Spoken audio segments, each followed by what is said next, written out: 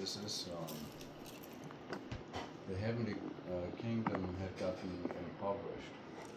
By which demon? Imagine all the beautiful mansions in Visnu turning into shacks.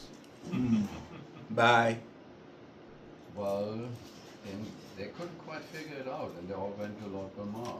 But actually, what had happened is that Durvasa Muni had cursed Indra, because Indra did not respect the great sage, because he passed on a big elephant, and Durvasa Muni was pleased and gave him his garland, and he put it on the trunk of his carrier, Airavata, right? And he just twirled it around, threw it on the ground, stamped on it, and it wasn't moving. And as a result of it, the whole wow.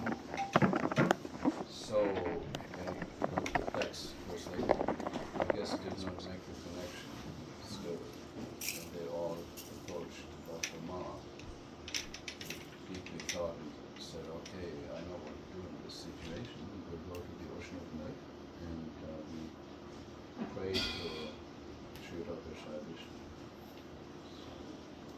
And then he's singing all these very beautiful prayers. This is where we are at.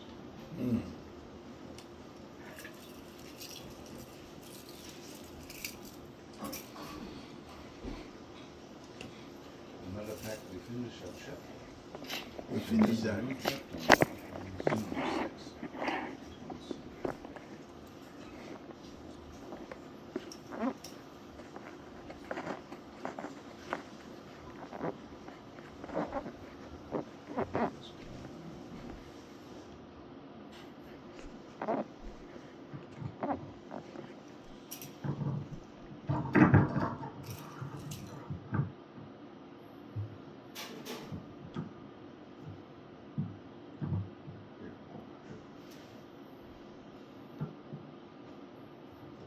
When I speak. Okay.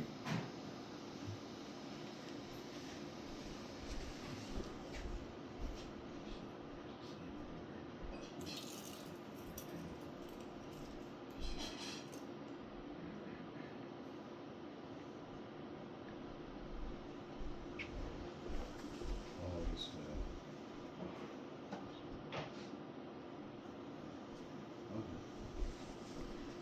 text 47.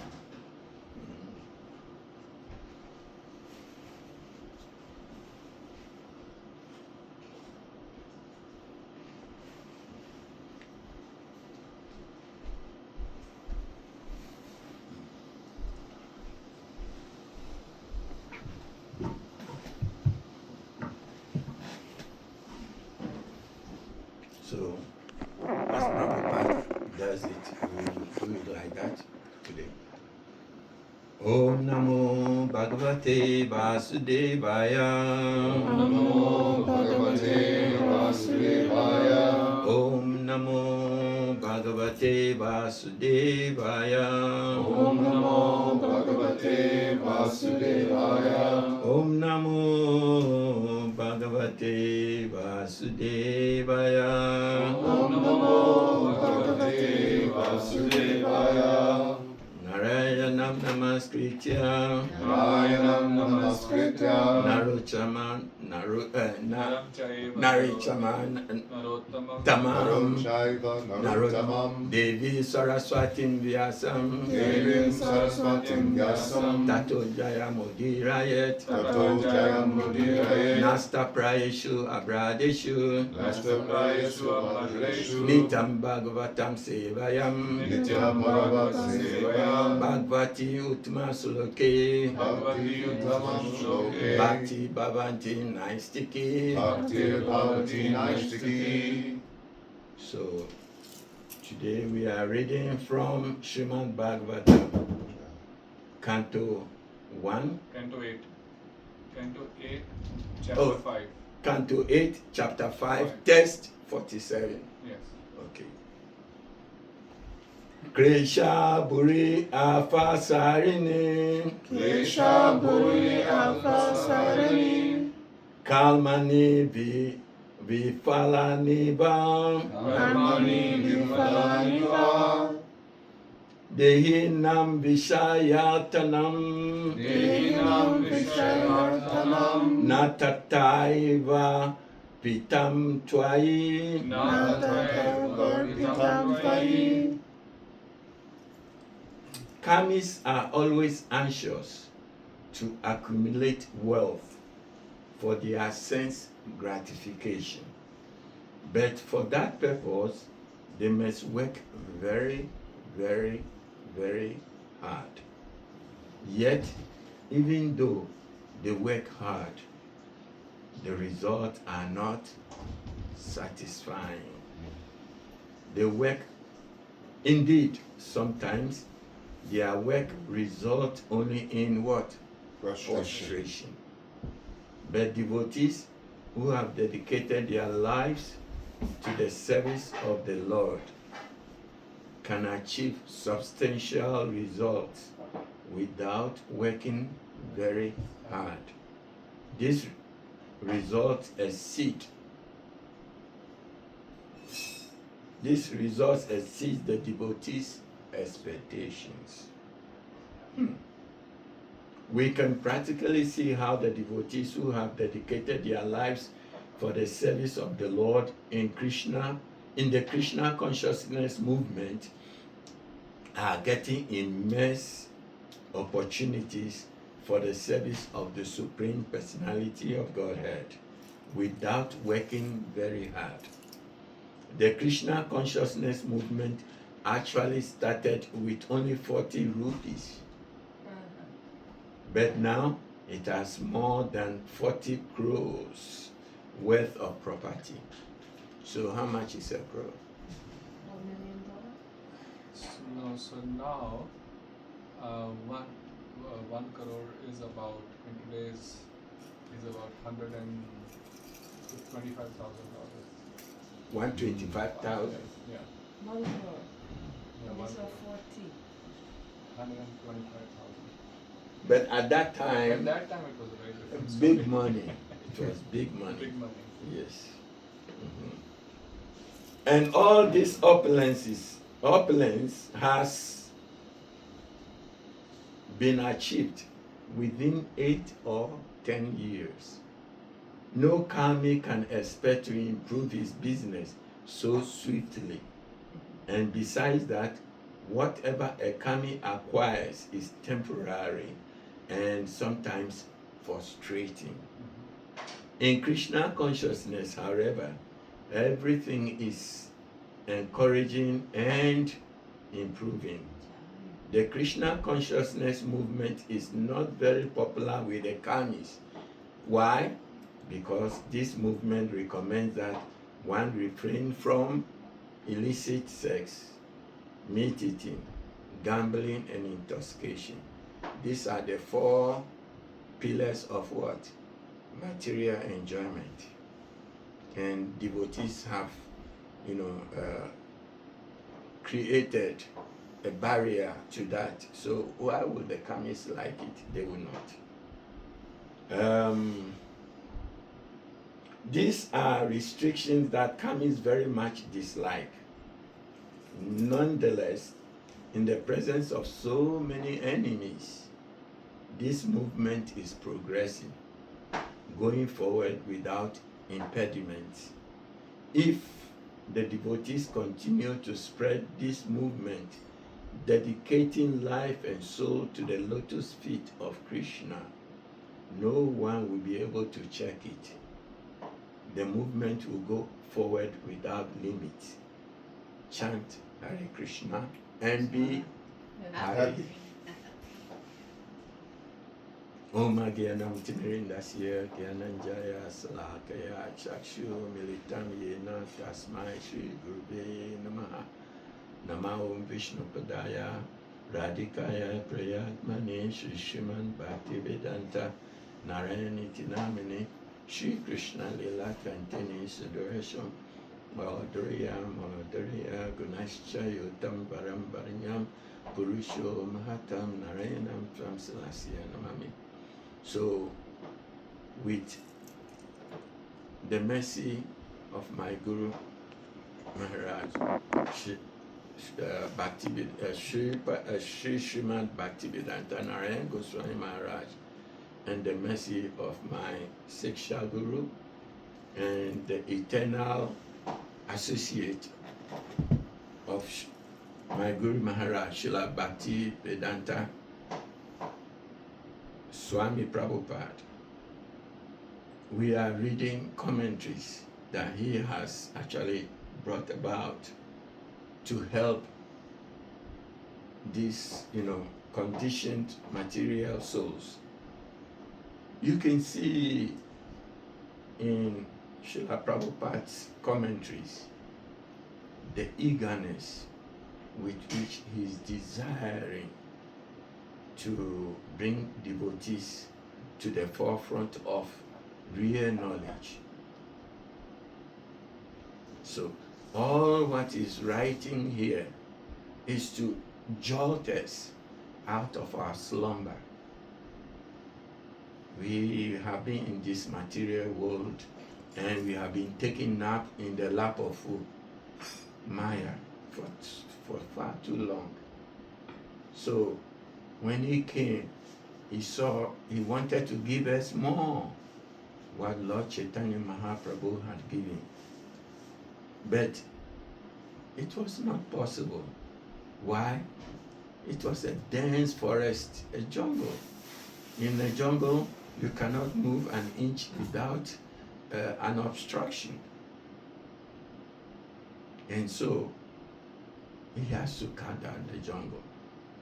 So, one time, one journalist came to me and said, "You have been accused that you are, brainwashing, the devotees. Why are you doing that?" So Prabhupada told me, said, "Well, if their brains are dirty, it has to be washed. If the brains are dirty, it has to be washed." Unfortunately, because we have been swimming in the lap of Maya for so long, after Prabhupada had left, so much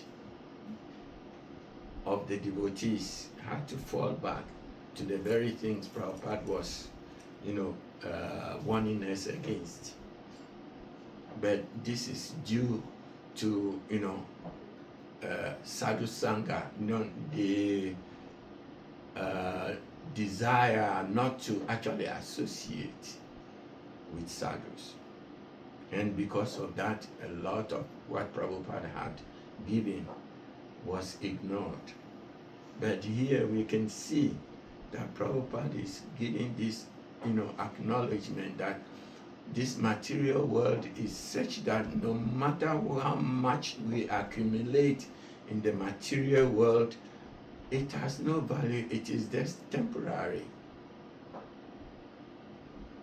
It is so temporary, And last we celebrated Akshaya Triti, and we have, in Sanskrit, when you say Akshaya, that means it is eternal. It is, eternally occurring. But when we say Shaya, we take the A off, it becomes what? Non-permanent. So we are actually dealing with the non-permanency of this material world. But because we have so much endowed our energy to this from time immemorial, we don't know when it started, so we are caught up in it. We are caught up. And because we are caught up in it, it is very difficult to give up. These are, creatures that have been, embedded in our heart for aeons. So to take out this lust, the anger, the greed. And it is very difficult. But we have to do it. And we can't do it by ourselves. So the Puranas give us the clue. And one is, it says, what is the verse again? No. Chanting, it says, where, we are moving in this material world from... No. It said we're moving from one universe to another, one body to another. But when we meet a sadhu who has this knowledge, in us, he implants the Bhaktivedanta beach. Brahmanda Brahmiti Punava Bhagava Jiva Guru Krishna Prasada Pai Bhaktivedanta beach.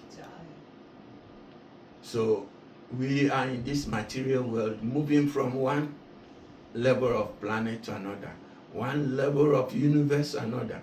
There are so many, even galaxies untold of. You follow me? And this is just a tiny part of the Lord's creation. So the spiritual world is vast. It's unlimited. But in the material world, the little that we have, we think that is all in all, trying to enjoy the Lord's what? Shadow. We are in the shadow aspect of the Lord, and we feel that shadow is giving us the permanency. It is real. The material world is real. Everything connected with it is real, but it's very temporary. How long can you do it? 8,400,000 species. And we have, the Jiva has passed through most of it, enjoying the same thing, chewing the chewed in one form or the other. It is true. Whether you are in a dog form, it's the same sex intoxication by enjoying our territory. This is my territory, don't come here. The dogs, if you go to Vrindavan, they are always fighting. They have their territory. In fact, when we go on Parikrama in Govardhan, I see this. The dogs who want to, move from one area to another, they use us. We, as the devotees, they follow us so that they are not disturbed by other dogs to go to different places. How many of you have read? And before I was thinking, why is it like that? Then I came to the realization, these dogs are actually following because they want to move from one area to another. They cannot go by themselves. So what are they doing? They are using us as shield. So anytime the other dogs come, they come very close to us and the dogs move away.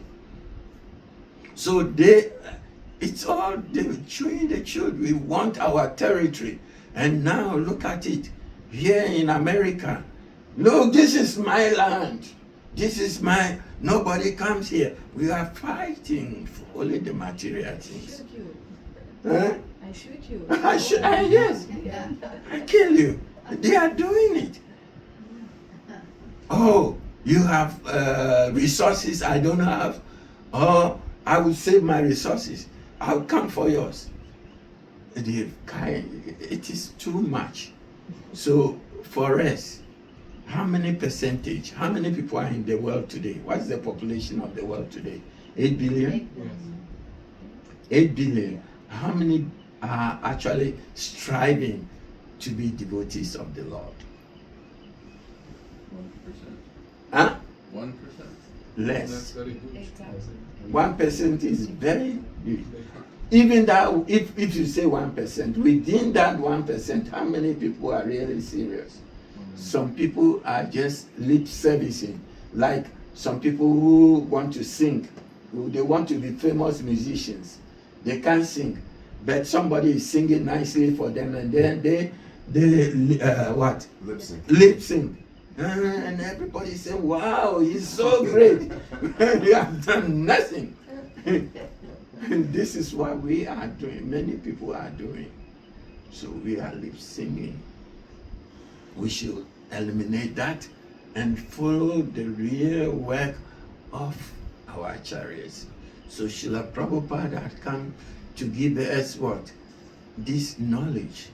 And what he has written here, it should jolt us out of our slumber. Because it is, hey, what am I doing if I can't get the result from this? Elon Musk, how much is he now? You know, even he is not the greatest billionaire or trillionaire in the world.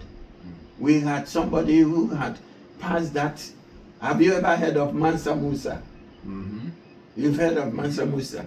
To the extent that he carried so much gold from West Africa that any country that he went through until he reached Middle East, the whole economy collapsed. Yes, he carried gold. Not only just the camels that he carried, they were like thousands full of gold. He carried, the moment he reached Egypt, the whole economy collapsed. He went to Mecca and everything. Even indirectly, the economies in Europe collapsed. That is why they said, what? Where is this coming from? And they had to, you know, the Spanish and the Portuguese started looking for that kingdom. That's how they came to West Africa, looking for gold. So, where is he now? Do you know where even his body is? He was buried? No. We don't have anything like that. In fact, he maybe have even taken birth now as a dog. Huh? Why are we doing this? We are so much caught up with the bodily identification. And India, which is supposed to be the place where all these things have to be, you know, eliminated, has the greatest, you know, bodily identification. You go to India, you go, I'm light, I'm that, I'm this. I go to South India, and at the ashram of Bangalore, you know, just there they have a movie studio, and beside it is a big place they make movies. You know, that is for the South. You know, so I go there sometimes to watch them. They're making their movies the way they make them and everything, because the Bollywood will not accept people with darker. You have to whitewash your skin. So the bleaching industry in India is 200 billion. Too much. So we should all learn how to get out of this. We are fortunate. You know, those in the West, you know how fortunate you are? I will tell you. In India, he will tell you, from youth, they have been trained with all the demigod, you know. Krishna is there, but all the demigods and other worships are also there. But when Srila Prabhupada came to the West, he said, Krishna is the supreme personality of Godhead. You follow me? So he eliminated all those things. So we are all looking towards Krishna. It took me a long time to come to the level of appreciating Lord Shiva. It's true. I will do like this from far away. But later I said, oh, Lord Shiva is, you know. And even that is because of Gurudev's association that we have come to this. So we have the opportunity now to say, Krishna is the supreme personality of Godhead. And when Gurudev came, what did he say? Krishna is not the Because he forget about that. Krishna. And people are saying, why? I mean, he's preaching against Prabhupada. No, he's actually adding to what Prabhupada has preached. Krishna is the supreme. But even beyond that, forget his Ashwaya movement. They're all in reverence, attuned to the being the supreme. You know, is he regarded like that by Mother Yashoda? No.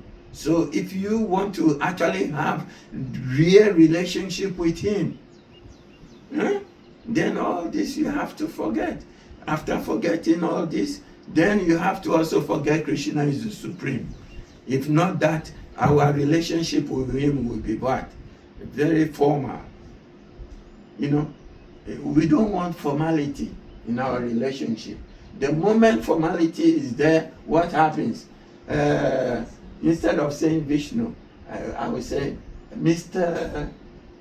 At work. They can't call you this. They have to use Mr. This. Call me this. No. You are my boss now. I'll call you this. Or, you know, you want to make friends with somebody and you are calling him formally. That it doesn't make sense until you get to know the person. Then you call him with intimate names. Huh? And what are some of the intimate names for Krishna? Kaniya. You know, those who know him very well are very friendly with him. Arjuna is not going to call him like that. But in Vrindavan, they will call him very sweetly. And mother will call him with nice name. Come and take pressure. Lala.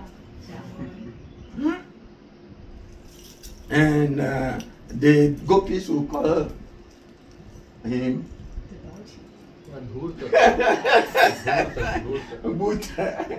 Dhurta, which means you come on, debauchery, get out of here. And Krishna loves this. So we should all even come to that level. Now we cannot go and, you know, see somebody we just know, and then we start being informal with that person. Formality will be there for some time. So we were discussing this when we were coming. When we come to devotional service at the beginning, what will happen?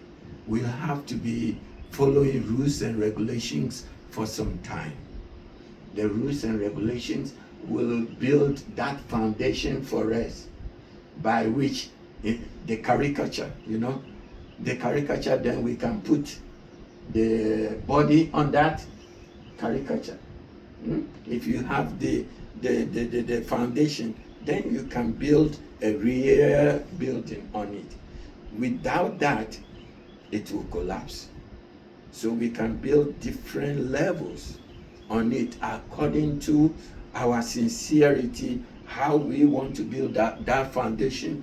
Then we can have different levels of buildings on it and feel, you know, that yes, this is going to stand. So now we are here at the farm helping Sadananda Prabhu. Are we being sincere with him? Are we coming and having association? Some of us are here. We are trying to do the work, seva, which is very good. But seva should go hand in hand with what? The sadhana, well, yes, and the hearing. That's why I said, Nasta Pradeshu, Abradeshu. Abradeshu means what? All the creation, all the anarthas in the heart should be, you know, removed. You know, Nasta. You know, how do you do it? It is cut into, you know, zero. That is, all the anarthas will be cut, Nasta. That is, you know, eliminated. And how do you do that? Can you do it by yourself? No. Nityam Bhagavatam Sevaya. So you should do, you know, Seva to Bhagavata, book Bhagavata and person Bhagavata. Who is the person Bhagavat? The pure devotee of the Lord. He is a walking Bhagavata. He knows everything. So when you serve him, he can divulge that information that is within him to you. This is Harikatha. Harikatha is not just hearing from anybody who is, Gyani. Yeah, I can go to university and learn so much about Vedas, but I'm giving it to you. But really, it's just, speaking. It's not Sapta Brahma. Sapta Brahma means that knowledge is realized. The person who is speaking it has some power behind it. If there's no any power behind that knowledge, it does not cleanse the heart. It will not cleanse you. So our association for devotees should be real. As we are associating with each other, we should also associate with the book Bhagavat. So every morning, as Sadhananda Prabhu comes to sit here, unceasingly, since I have been coming here, every morning he is here. Unless he is not around, then you don't see him. But that is rare. So we should make the effort to come. Not only do the service, taking care of the cows. Yes, taking care of cows is okay, but that is not the reason we are here for. What is the reason we are here for? What is the reason? To love Krishna. Huh? To love Krishna. That is it. Pray to get Krishna praying. That's it. The moment Krishna praying comes, everything else will follow. So we should all, endeavor for this. Go Premanande. Haribo.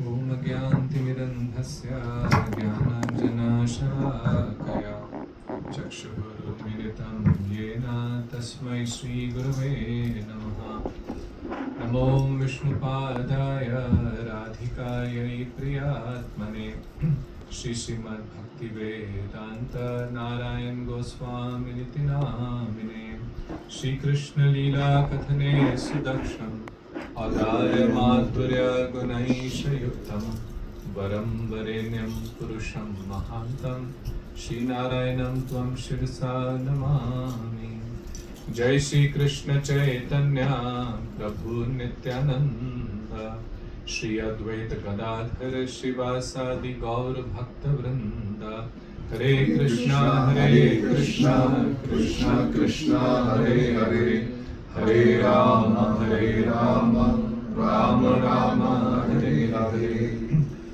So first of all, I offer my unlimited obeisances unto the divine lotus feet of my most worshipable spiritual master, His Divine Grace, Sri Bhaktivedanta Narayan Goswami Maharaj. My unlimited obeisances unto the divine lotus feet of our Rupanuga Guru Varga, and my Danvat Pranams, humble obeisances to His Holiness Sri Bhaktivedanta Shanta Maharaj, and to all the assembled devotees. So even though I am not qualified, but Maharaj has instructed to say something. So just taking some remnants from what Maharaj spoke. So he was talking about, and what in this verse, they all have gone to Lord Brahma, all the demigods, and then they went to Kshirodakshai Vishnu, because they had lost all their wealth, all their power, because of being cursed by Durvasa Rishi. And why did that happen? Because Indra got very puffed up, was very puffed up by his wealth. And this happens all the time. Not only one Indra, there's so many Indras. And in that position that they have achieved by performing various punyas for many, many lifetimes, they attain the kingdom of the heaven and so much wealth that we can't even imagine. So Maharaj was talking about Elon Musk and what Masa Musa, right? So many of them have been there and they think that their wealth is the highest. But in fact, it pales in front of the wealth of the demigods and that of Indra. So just like the people in this world get so puffed up by their wealth, so similarly Indra, who is also within this material world, therefore even heaven is not our desired destination. So Indra also gets very puffed up. So just like here, of course in this case Durvasa Rishi cursed him, but sometimes he also gets mercy and understands that how he's puffed up. So in Brahmavart Puran, there is a story when during Krishna Janma Khand, so one section of Brahmavart Puran. So, and in some editions it says Krishna, some editions says Lord Vamandev. So when they came to Indralok, and Indra's, though seeing that he was so puffed up, and because the Lord knows what is in our heart, we can hide from others, but what is within our heart cannot be hidden from Guru and Krishna. So therefore Shri Gurudev will many times say, don't try to hide anything from your Guru. You may think that I am very smart and then it can hide everything, but no, a real Guru knows what is in your heart. So don't try to hide from them. So Krishna knew that he is so puffed up. So he was, as part of the conversation, Krishna started smiling and Indra said, why are you smiling? So he said, you see down on that earth, he pointed out, there was several ants, they were walking in a file, what is it called? In a line they were walking. About 72 ants, they were walking one behind each other. So looking at the ants, so Indra was surprised. I mean, ants are there all the time. They're walking all the time. So what is so special about them? So Krishna said, all of them were Indras in their past life. So each one of this ant was actually Indra in a past life. So seeing this, Indra was shocked that I could become an ant also. So right now I'm so puffed up because of my wealth, but this is temporary. And this is true, that we all also in our previous life, this is not just written in the Shastras, this is actually true because everything the Shastra says is absolutely true. That means each one of us has been transmigrating through these 8.4 million species of life. We have been ants, we've been also Indra, we might even have attained the position of Brahma. But Kshine Murte, Kshine Punya Marda Lokam Vishanti. Because all these positions are attained by some punya. And once that punya is exhausted, then we come back to the material world. What is punya? Maybe they don't know. So he knows. Punya means the pious activities. So like yesterday we were discussing also, so there's a difference between punya and sukriti or the activities in the spiritual life. So Indra was shocked and very humbled, seeing that each one of these ants was also an Indra in their previous life. So similarly, there's another pastime where Lomash Rishi came once to the heaven, and Indra again very puffed up by his wealth and this gigantic heavenly kingdom that he has. And all of us make so many arrangements for our comforts, for our future, some bank balances, right? Because we are always so concerned about our well-being. So this Lomash Rishi, he had hair all over his body and just wearing a kopeen. And in his hair, he had one mat, which was a mat which is like a jute mat, which you spread on the floor to sleep on it. So he had a jute mat which was in his hair. So now Indra very puffed up, but when he saw Lomash Rishi, he paid his obeisances and then asked him that what is this? He had no possession. And he said, what is this that you have in your head? He says, this is just for me to lie down. This is my only possession. So he was very surprised. This is all you have? Yes, and then what Indra spotted was on the chest of Lomash Rishi, there was hair all over. But there was a little part of his chest, very small, where there were no hair. So he said, it looks very interesting that all over the body is covered with hair, but this little section, maybe like a penny or maybe like a quarter size, no hair. So he inquired from him, what is this? So Lomash Rishi said, well, every time one Brahma dies, right? So the entire life of Brahma, one Brahma dies, his life is finished, one hair falls off. And he had the boon that he would live as long as all the hair on his body fall off. So Lomash Rishi is still alive. So every Brahma, just imagine how long is the life of one Brahma. When one Brahma will, one life will be finished of Brahma, just one hair will fall off. And then what did Lomash Rishi said? See, my life is so temporary. So why do I have to collect all the possessions? I just keep one mat. Whatever I get in Madhukari, I just eat and I'm chanting Hare Krishna. So this is what. So even such a long life, he had this realization is temporary. And how much is our life? Very, very short. Right now, you see all these love bugs. You don't see it here, but in Houston, filled with love bugs. And how long do they live? Their adult life is only 3 to 5 days. They die within 3 to 5 days. There are many, many such other insects that take birth in the morning and by the evening they are dead. So life is so temporary, but those who are materialists, they are, as in this verse says, they are only spending all their life accumulating wealth, thinking falsely that this wealth will protect them. But when it cannot protect Indra, when it cannot protect, right now I was reading that many of these billionaires, they are all and they've been seeing some activity, and many times these things don't come in the mainstream news media, but this was in the mainstream news media, that they're spotting activities that they're building all these bunkers. And they're building all these in very secret places. They're building all these very fortified homes. So the question was, do they know something more than what we know? Maybe they think that there is some major devastation is going to take place. Some major, problem is going to happen. So they're all building their safe houses. But are they really safe? Can they evade death? You can build the best of the bunkers with all the fortification, but is it going to save you? No.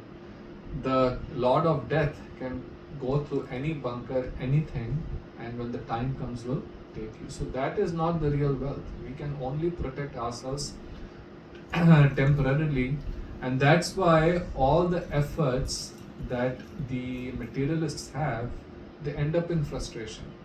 They accumulate all this wealth, but then this wealth gives them no happiness. You see, there's so many stories. Even Steve Jobs, who was such a wealthy person, created such a huge company, but he was never a happy person. He was always very disturbed internally. And many of these billionaires, multi-billionaires, they have the same story, because wealth never gives them happiness, and they work so hard for it. And this very precious human life that we have attained, they waste in it. See, what is our greatest wealth? Our greatest wealth is the time that we have. Right? This time that we have is our greatest wealth, because that is the currency that we have to spend. Right? So that time we can spend either in accumulating wealth, which anyways one day is going to be taken away, right? Whatever we might do. We may have $1 billion in my bank today, but next life, let's say even I have to take a human birth, and somehow I may even remember that I was Mr. Elon Musk and I had $500 billion. I may remember, but in the next life you can't claim it. You may go to the bank and may say, I was Elon Musk in my last life. They will kick you out. You're probably someone who's hallucinating. So you cannot claim, even though you may remember, but nobody else will still give you that money. So for that we are spending this precious human life, the time that we have. But instead what the devotees do, they realize it. But he says devotees dedicate their life to the service of the Lord, because in service whatever is done does not go waste. Like Krishna says in Gita, na ihi abhikram nashasti pratyavayana bhuyate swalpam api asya dharmasya trayate mahato bhayat. Su alpa, alpa means very little, but su alpa means very little. So Krishna is very he feels a lot of gratitude. Someone in this world does something for us, we may not reciprocate. It happens all the time. You do so much for someone, and for the little thing they will become upset with you. What to talk of in the material world nowadays, because it's Kali, even in the relationship of Guru and Shishya this happens.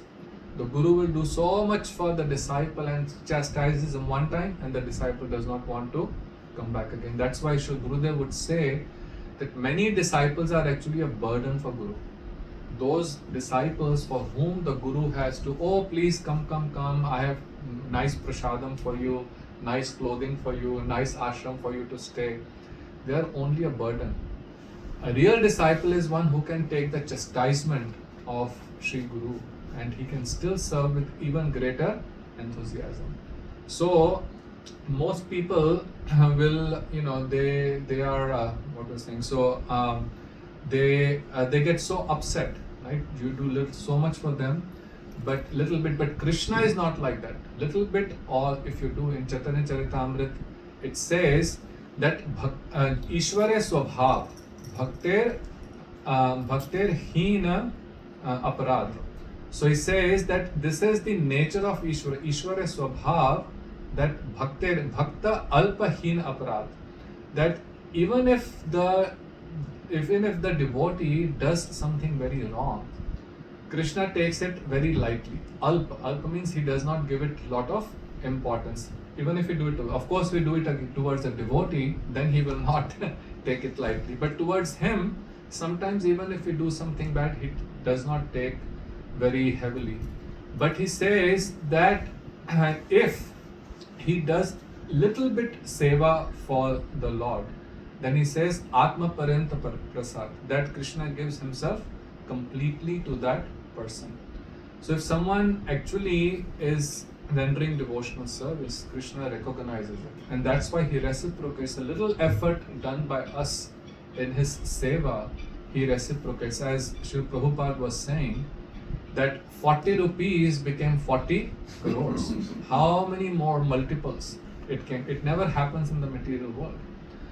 But and this has happened all through the history of our acharyas. Sri Bhaktisiddhanta Saraswati Thakur Prabhupada, when he started Gaudiya Math, he had nothing. He had no followers, nothing. And that time, as famous pastime Aparam Gurudev, Bhakti Pragyan Keshav Goswami Maharaj, he was a young boy. He was there, I think this was in 1916, before even he established Gaudiya Math in 1920. This is during the Navadvip Parikrama.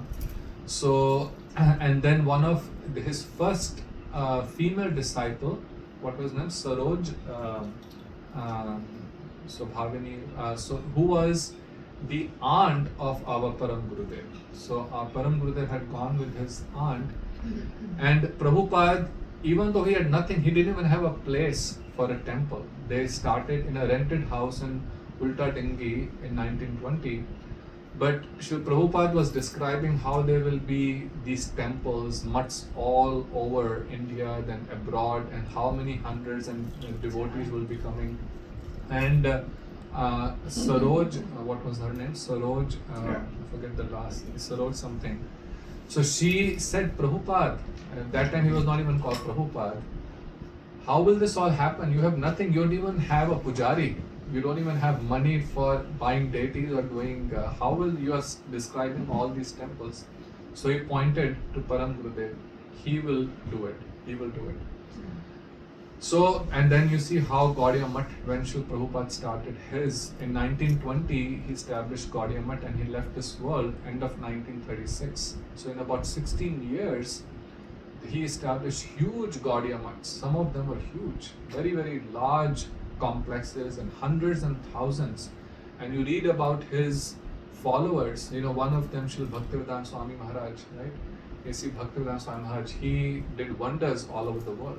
But similarly, he had so many other disciples. You read about them. There's a very beautiful book by His Holiness Bhakti Vibhuddha Bodhain Maharaj called The Mission, and similarly one by Bhaktivedanta Bharati Goswami Maharaj. When you read about the followers of Srila Prabhupada, that how from nothing, and this was all by the blessings of Prabhupada, they did so much seva, how many places they went and preached. And at that time, nobody really knew much about Krishna. Even when we were growing up, as Maharaj was saying, in North India, we hardly heard of Krishna. It was mostly about Lord Ram and Lord Durga Devi, but nobody really much about Krishna. Even living in Delhi, which is only now about 2 hours drive from Vrindavan, if you asked anyone in Delhi, Vrindavan, they will say, what is Vrindavan? Nobody used to go to Vrindavan. We never went to Vrindavan in our lifetime till I was, about 18 years old. And that time, when we went to Vrindavan in 1983, first time, it was totally barren. No person you would see on the streets. You would go to Radha Damodar temple. If you sat there for even 3 hours, maybe 4 or 5 people come throughout that 4 or 5 hours to take darshan. So nobody would go to Vrindavan. But by the preaching of these Mahabhagavats by Srila Prabhupada, Srila Bhaktisiddhanta Saraswati Thakur, Srila Swami Maharaj, and all the other acharyas, it has spread like a fire. So whatever little we do, it is reciprocated by the Lord, by Sri Guru. So what Srila Prabhupada in here in the purport is also saying, that our primary duty as devotees is to spread the message of the Lord. We have to practice ourselves, apani achari, we have to practice ourselves like Mahaprabhu did, but we also have to preach. This is our greatest responsibility. And if we don't preach, then what happens? Two things happen. Our own bhakti, our own sadhana will slowly start going down, because one thing which happens by preaching is many things happen. One, when you preach, and you preach for as a service to the Guru Parampara, to Shri Guru, and when you preach, you are actually preaching to yourself. And like Srila Bhaktivedanta Goswami Maharaj will say, when someone sits and does Hari Katha, you are not teaching to others, you are actually telling to yourself. And then you feel, oh, I am telling someone that you should give up these bad habits, you should do this, you should that. How sincere am I? So you keep reflecting upon yourself. And as you preach, you also feel the experience. And this is everyone, all of you must have experienced, all of you. That is when you feel the direct reciprocation from Guru and Krishna. It happens so many times when you are preaching that, someone will ask a question and you even have no clue what to answer, and somehow the words come in your mouth. And then you start wondering, where did this all come from? Then you make a little effort to preach, like you start to open a temple or a preaching center. If it is being done sincerely, then people come and they will come and help. And then you wonder, how did this all happen? So preaching is where you actually realize the direct reciprocation from Guru and Krishna. Therefore, as devotees, this is our duty. And this is one, because a Vaishnav is compassionate. So very beautiful. There is Bhaktivinoda Thakur, he says, Jiver Daya Krishna Nam Sarva Dharma Sar. This is one of his very famous in the line. Jiver Daya Krishna Nam Sarva Dharma Sar. And then yesterday I was reading a very beautiful quote from him. So in Hindi, there is a WhatsApp group every day. There is a quote comes from one of the acharyas. Beautiful quotes.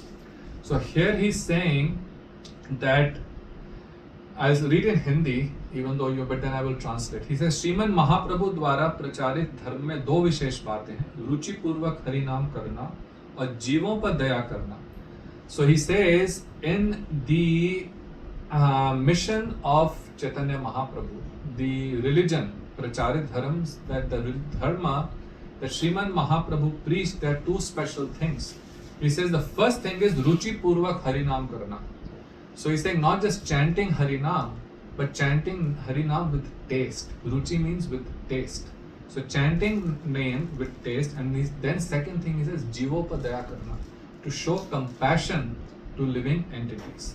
And then see a very important thing he says, ये दोनों बातें जिस व्यक्ति में जितने अधिक परिमाण में हैं रहती हैं वह उतना ही उत्तम वैष्णव है.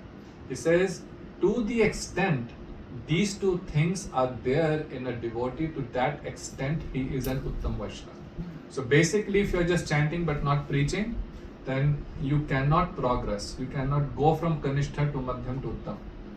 So, and you of course you can't preach if you are not practicing yourself. So he's saying these two things are the primary yardstick for us to make progress in spiritual life. Same thing, chant yourself, and that includes following all the principles, and then also to preach. So because when you are preaching, then all the time your mind is engaged. How should I do this? How should I, if you have to plan a program, a preaching program, or do something, all the time the mind is engaged. So then it will not go here and there. So preaching is a very powerful tool for us to keep steady in Krishna consciousness. And this is the greatest service. And how much pleased Krishna is, because Krishna says clearly in Bhagavad Gita at the end that one who preaches this message, he is the dearmost to me. Dearmost to me. He clearly says, right, in the 18th chapter of Bhagavad Gita when concluding. So this is our prime duty, and we pray to Sri Guru Dev, Guru Parampara, and that to always give us the right mood and the strength to preach. I've experienced, in Houston now we have a beautiful temple, but how it started was with just a couple of us. We had, because when Shri Gurudev first time came in 1996, we were all banned from coming to ISKCON, and so just one bedroom apartment, and nobody was there. But just so that, just those one or two of us, we just started from a one bedroom apartment, kept on and on and on and on and on. Of course, ultimately Gurudev's mercy only, because he was coming every year, and that impact was so significant that so many devotees came. So, and and then as we should also at the same time always understand that all of this happens by the mercy of Guru and Krishna. We are only nimit matra, we are only an instrument. We should never start thinking, oh, now I have built this big temple and now I am the temple president, or I'm the owner of this temple, and that's where it goes absolutely down. Unfortunately, that happens, right? When institutions become big, and then you start thinking, oh, now we own all of this, and that's where the problem comes. So we always stay servant, even when you have one room or you have a palatial temple, and that mood of being a servant, that it does not belong to me, right? It all belongs, yes, Krishna has used me as the medium to manifest all of this, but at the same time, I am not the owner. So staying in that mood of humility, if we preach, then Krishna is pleased, Guru is pleased, and you see how so many are benefited by that. Stop there. Gaur Premanande. Have something. So here, it is said the devotees can achieve substantial results without working very hard. But do we know someone, great devotee like Srila Prabhupada, who, when others retired, was working tirelessly throughout the night, very little sleeping, would write the books, Bhagavatam, Chaitanya Charitamrita, and non-stop preaching during the day. So it appears to be working quite hard, but maybe it is it's a little different actually. It said the devotees, they can achieve substantial results without working very hard. They can. But pushy, they actually work quite hard. But Like that is 100%. not what he's saying. What he's saying is you can work the hardest in the material world and achieve little spiritually.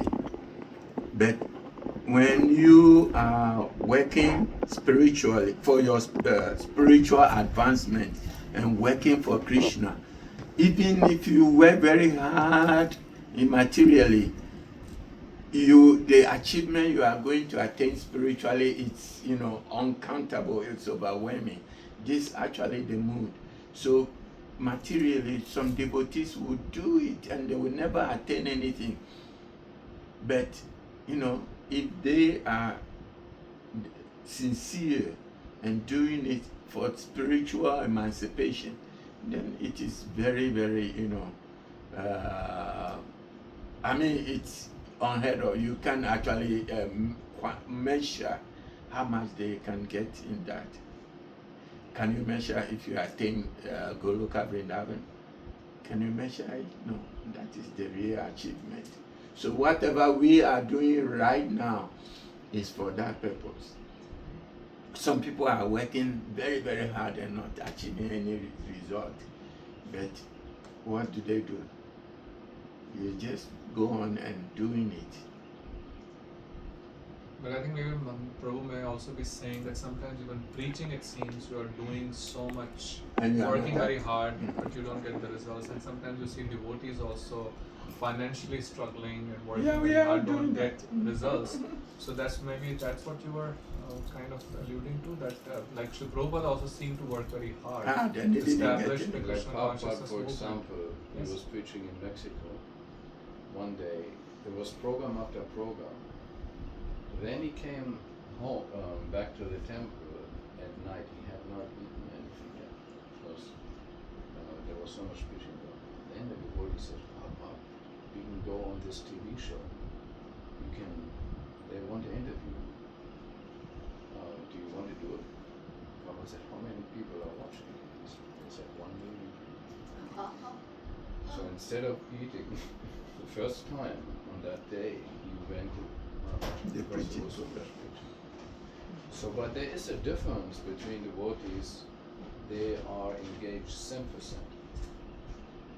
And in that 10% engagement, there can be many other things also, like honoring prasadam, having a nice, because preaching also gives you a lot of enthusiasm. And feels you also. If you're preaching, if you are an instrument and the Lord preaches through you, then you get so enlivened. So it's different from actually working hard. And you yourself, sometimes I see you when I was here, you'll be working from morning to evening.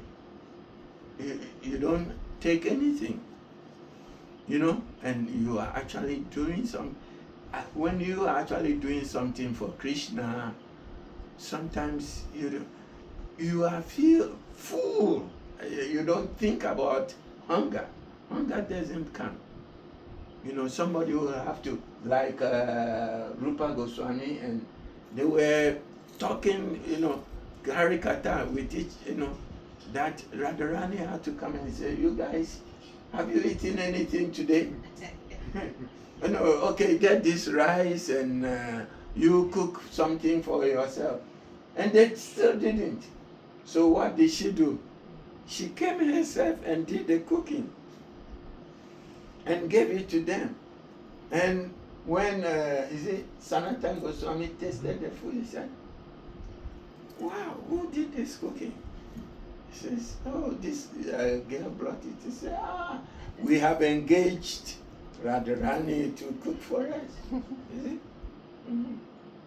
So it looks like this, without working hard, that's like Prabhu was saying, you do parikrama and the people, thousands of people, you don't feel like you're even walking. What? So you don't feel like you're working because you're so absorbed in your service. So that's maybe... Like you. No. Right? No, I'm using you as an example. She's Absolutely. very... I don't think a devotee thinks that he's really working because he's not feeling I'm the doer. Yeah. So maybe that's... Sometimes she works from morning to evening without even any food. And those of us who are watching her, we are concerned. What is she eating? You know. So it's okay. So there's a Devotees. difference between work and service. Right. So the devotees engage in service, that's different from work. Yes. Yeah, so it's not tiring, it's only Yes. enlivening. When I'm saying work here, I'm meaning service. Yeah. Yes, that Yeah. she's doing that service But like Prabhupada's life also, he was trying to establish these businesses one after the other, but he failed in all aspects. So he gives this example of, but then I think Prabhupada is a pure devotee, so whatever he did was actually pure. So it looks like he worked hard in the material world, but he never did work. So how can I understand that? You understand what my Yes. point is? Like in the material world when he was working hard. Yeah. Yeah, I think the way I and Maharaj can speak, but I think many times in the life of acharyas, there are things that, because end of the day, it's all, you see, it is more of a drama, It's a drama that is being done, which is the director is the Supreme Lord. So many times, what these things happen in their past life is just more to set an example, right? So now when we read Prabhupada's life and how he, even as a householder, he was helping with so many preaching activities, even throughout that time, even through all these ups and downs in his material life, one thing was constant, that he was constantly assisting in the mission of so many of his god brothers who were sannyasis. He would arrange preaching programs for them. He was writing articles even as a householder. So we may think that no, he was struggling, but that is just to show that even during those struggles, like we would completely lose ourselves. If I lost my business, I would probably not even be able to chant my rounds. But he was not only chanting, and that time the rule was 64 rounds. So every disciple of Bhaktivedanta Saraswati Prabhupada, Gaudiya Math 64. So there was no compromise on that. So Srila Prabhupada, Swami Maharaj, he was also chanting 64, trying to do his work, at the same time writing beautiful articles for the Harmonist magazine and arranging programs for his god brothers back to Godhead, right? So that is more to set an example. And then finally also, as he lost everything, and then again he left his business, his family, and came to Mathura. So all of this is, an act to set an example for us. That nothing is lost even if you lose everything in the material life, but nothing is lost from a devotional life perspective. another thing. So he may not be actually experiencing it internally, right?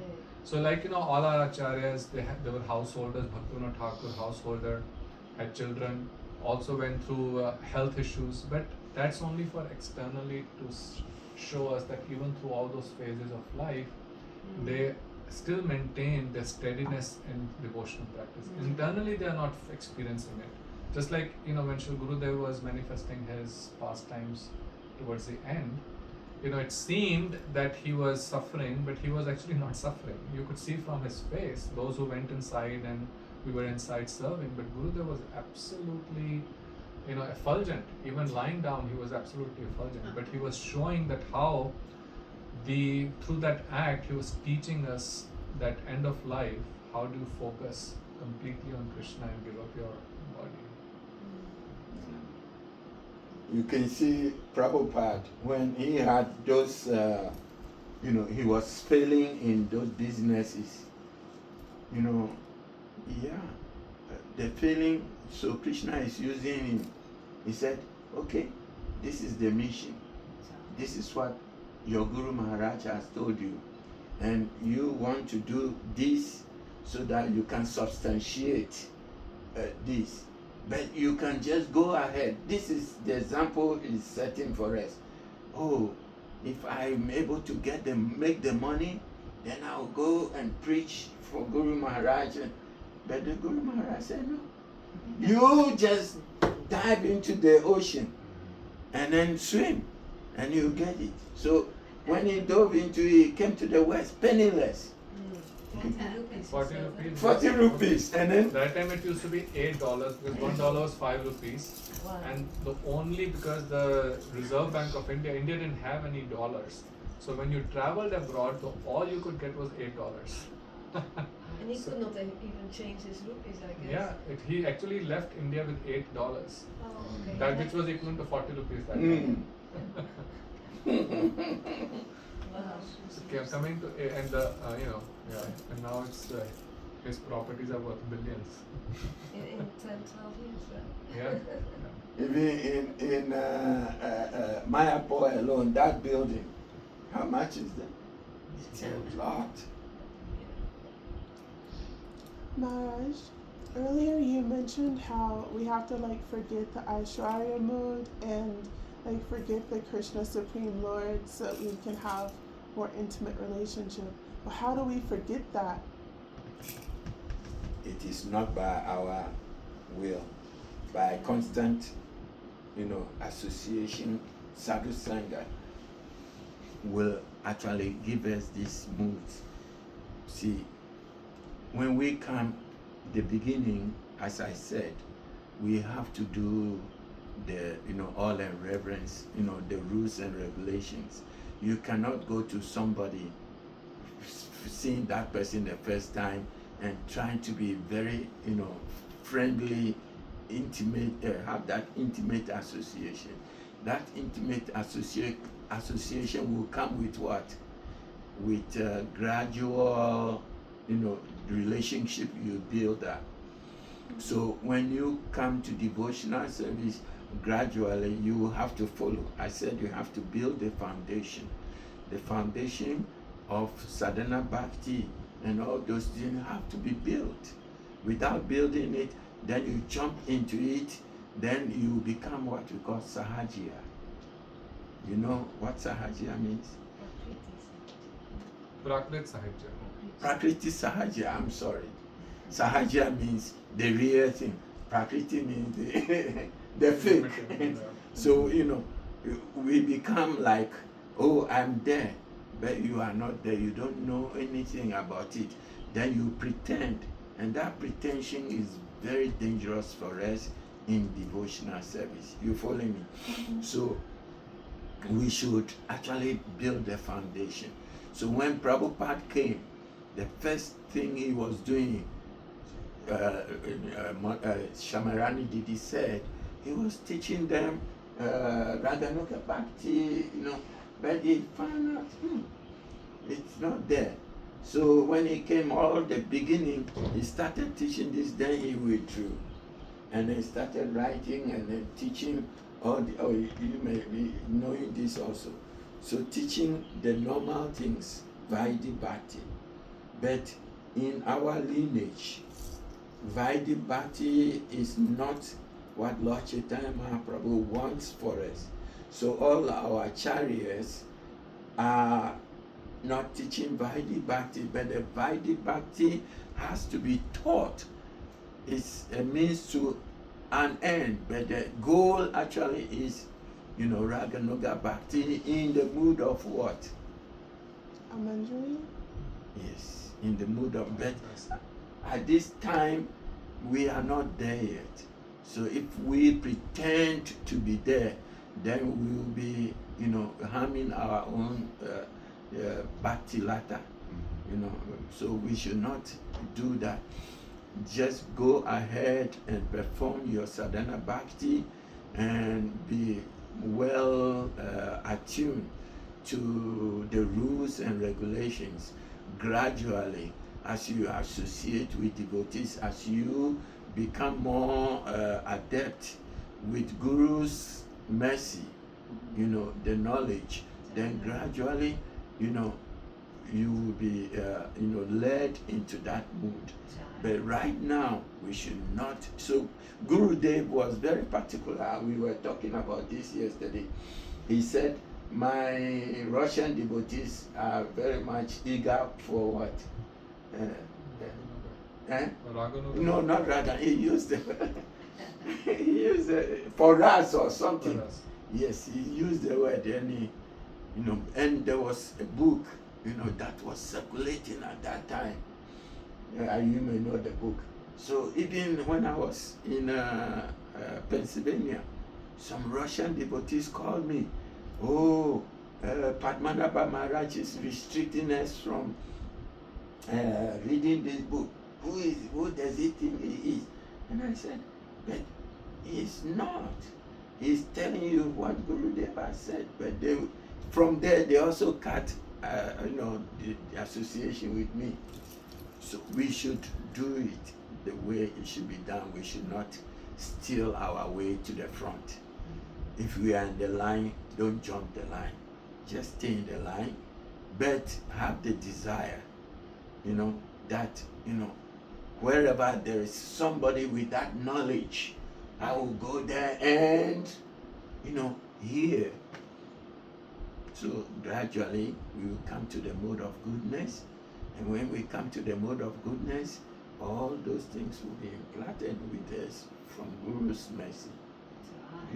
So Maharaj, also the rules and regulations need to be continued to follow. Follow whether we, Because yes. if we see the six Goswamis, they were, the example of following all the rules and regulations. So that means even if we reach this, some The rule, I was Yes, telling him understand. yesterday, like that.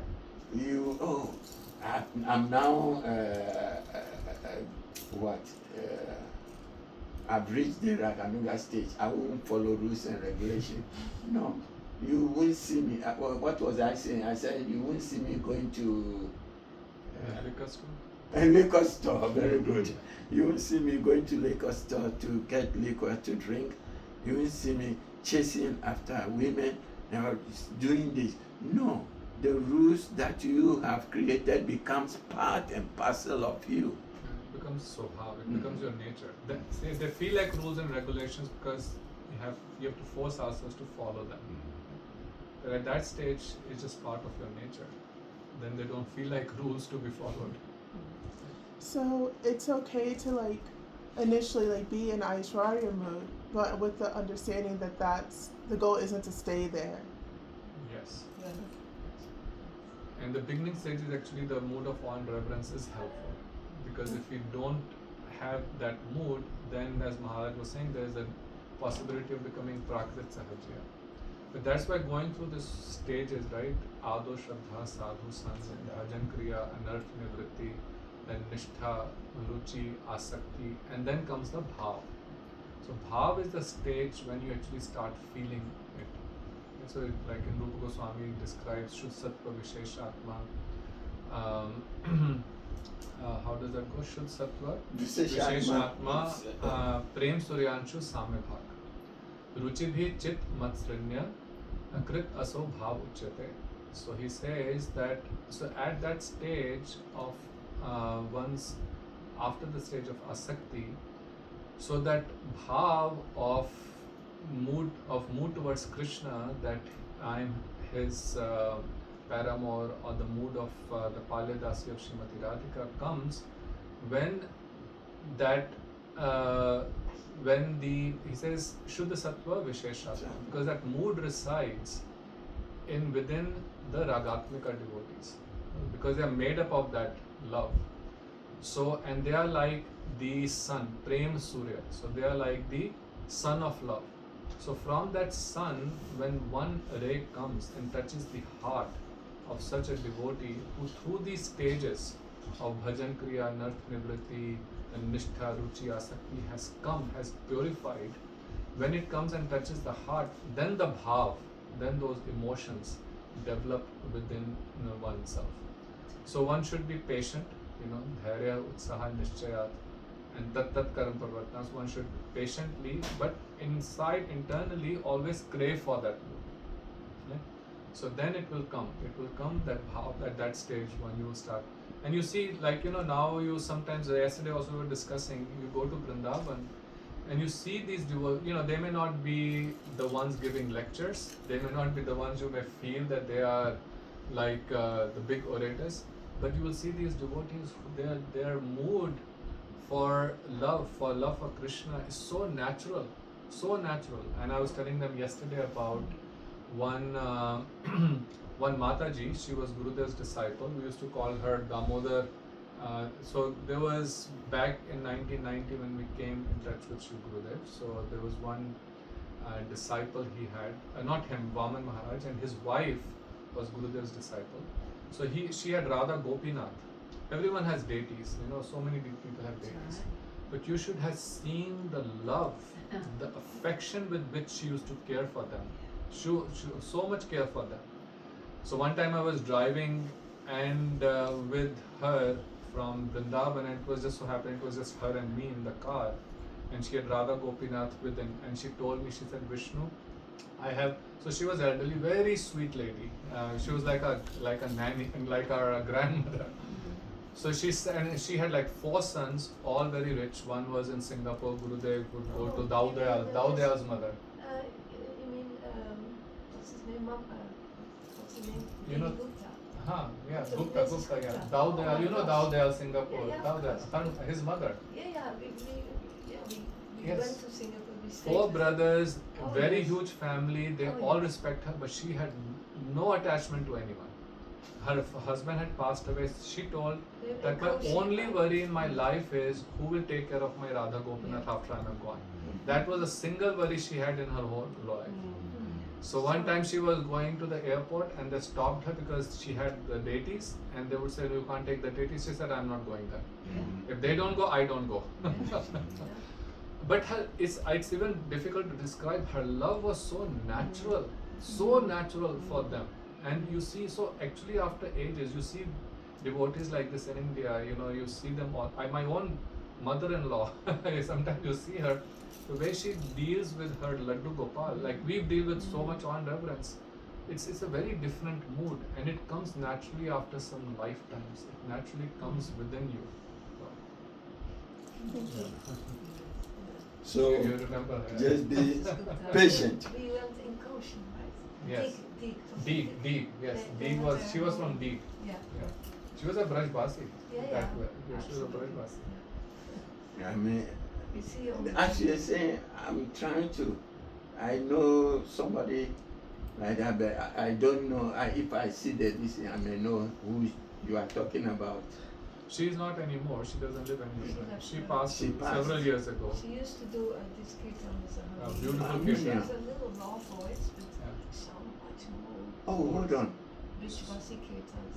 Braj Basi Kirtan. So her room was at Roop Sanatan Gaudiya Math. When you enter from this side, main gate, the first room on the right hand side. Okay. Yeah. Now that you are saying I rough, it's like rough The rough voice. voice. Yes. I remember this way. Yeah, very good. And then you would see how they would even interact with Gurudev. The mood was so So much sweet. sweet. It was just very different, like others. And Gurudev acts with them. So sometimes it makes me, even at that time, all of you, the way you act with Gurudev, and when I go to Gurudev, I want to be, all in reverence. And I said, what is happening? Look at how all of them are freely talking with Gurudev. How can I talk like that? You have to build it up. When I met Gurudev first, the ladies were actually Yeah. the Mathura buses. These old ladies all massaging his feet. I never saw that. What's happening? Happened. I go to massage Gurudev feet, massaging, and Gurudev said harder. And I'm saying, she's so soft, why should I be massaging very hard? I say, you don't know how to massage. Anyway, Hare Krishna. Hare Krishna.